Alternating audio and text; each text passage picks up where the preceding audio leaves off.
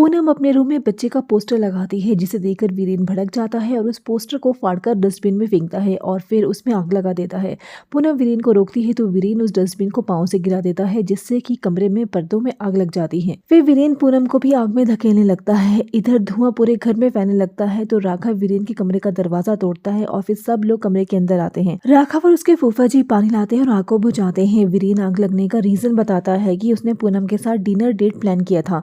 हवा चली, कैंडल गिर गई और फिर पर्दों में आग लग गई। रीत को वीरेन की बातों पर शक होता है। वीरेन से कहती है तो फिर कैंडल कहाँ है, कहीं दिखाई तो दे नहीं रही।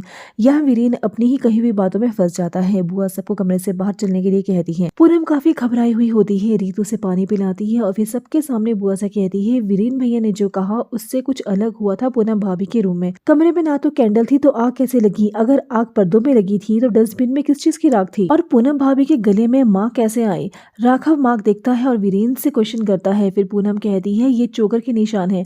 पूनम की बात सुनकर बुआ रीत पर भड़कती है। फिर राघव रीत का हाथ पकड़कर उसे कमरे में लेकर चला जाता है। अगले दिन रीत विराज को घरेलू हिंसा की स्टोरी कवर करने के लिए अपने घर पर लाती है। रीत गेट से अंदर आने ही वाली होती है कि तभी वहां से मिसेस चावला की गाड़ी गुजरती है। मिसेस चावला रीत को मिलने के लिए अपनी कार से उतरती है और रीत से मिलती है।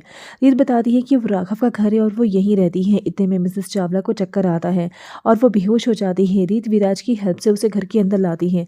मिसेस चावला को देखकर बुआ शॉक रह जाती है। फिर वीरेन राघव को कॉल करके कहता है कि तुम सारा काम छोड़कर घर आओ। उसे देखो अब रीत ने क्या नया गुल खिलाया है। वो तुम्हारी माँ मिसेस नीता चावला को घर लाई है। उधर रीत और विराज नीता चावला की देखभाल करते हैं। तभी दिव्या कमरे में आती है। कहती है जो यहाँ लेटी है तुम जानती भी हो कि ये कौन है? ये राघव ब्रोकी। इससे पहले कि दिव्या अपनी बात पूरी कहती तभी यहाँ राघव आता है और रीत का हाथ पकड़कर कहता है तुम्हारी हिम्मत कैसे हुई उस औरत को इस घर में लाने की? रीत कहती है अगर आप मेरी जगह होते तो आप भी यही करते। राघव कहता है नहीं। राघव कहता है नहीं, वो अगर मर भी जाती तो भी मैं ये नहीं करता। राघव की कड़वी बातें सुनकर रीत हैरान परेशान हो जाती है। सोचती है कि आखिर राघव को इतनी नफरत क्यों है मिसेस चावला से, पता लगाना होगा।